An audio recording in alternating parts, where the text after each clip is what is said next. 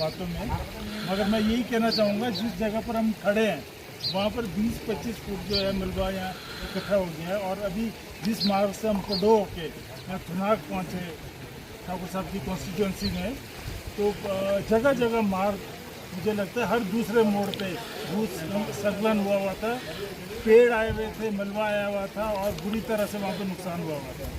तो पूरा दृश्य देखते हुए तो ये लग रहा था हमें कि 1 से 1.5 महीना कम से कम खुलेगा मार्ग साफ होने के लिए।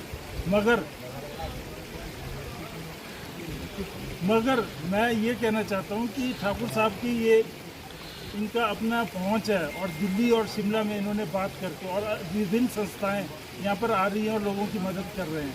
तकरीबन 100 से ज़्यादा मकान तो मैं समझता हूँ यहाँ सिर्फ थुनाग में ही ख़त्म हो गए हैं। और यहाँ जो मलबा है दुकानों के अंदर घुस गया है और हर जगह पेड़ है और पत्थर है और दयनीय यहाँ की जो है देखने में।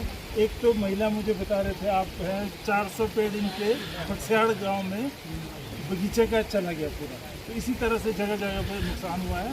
मगर मैंने ये देखा है कि NDRF की टीम ठाकुर साहब ने पूरा दिल्ली और शिमला में जो बात की है, प्रभाव डाला है, उससे NDRF की टीम लगातार यहाँ पे राशन पहुँचा रहे हैं, हेलीकॉप्टर आ रहे हैं यहाँ पर। और इसी तरह से यहाँ पे जितना भी हमारे पाइपें थी, ट्रांसमिशन लाइन थी, बिजली कटी हुई थी, सड़कें थी, पानी के जो ये जोड़ना था पानी को एक जगह से दूसरी जगह, ये सारे कार्य सुचारू रूप से चला है। और गाड़ियाँ भी अब जुड़ गई है, यहाँ से हम तो सीधा पंडोह से अब यहाँ को सीधे सीधे आ रहे हैं। तो ये कहर जो हुआ है, दुर्भाग्यपूर्ण घटना घटी है, इसको कोई हमारे यहाँ पे इतना ज़्यादा दुख है लोगों को, करोड़ों अरबों का नुकसान मैं समझता हुआ है। सिर्फ अभी थुनाग ही देखो, झंझेली और अन्य जगह तो और भी ज़्यादा नुकसान है। तो सब लोग कंधे से कंधा मिला के ये राहत की सामग्री जितनी आ रही है उसको जो पात्र लोग हैं उनमें वितरण कर रहे हैं। तो हम भी लाहौल स्पीति से ये सामान लाए हैं और यहाँ दिया है और आगे भी हम जो हो सकेगा मदद करेंगे और इनकी बात ऊपर पहुँचाएंगे। तो इसके साथ ही मैं यहाँ के लोगों शिविर में लोगों को मैं ये दिलासा देना चाहता हूँ कि आप अपना संतुलन ना खोएं।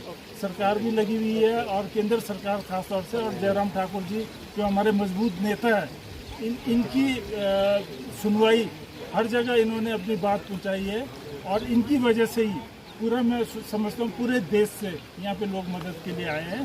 तो आप लोगों को थोड़ा सा ये रखना पड़ेगा, हौसला रखना पड़ेगा। और आगे के लिए परमात्मा का ये जो प्रकोप एक तरह से हमें आया है, मालूम नहीं किस वजह से ये आया इस तरह से, तो ये हो सकता है हमारे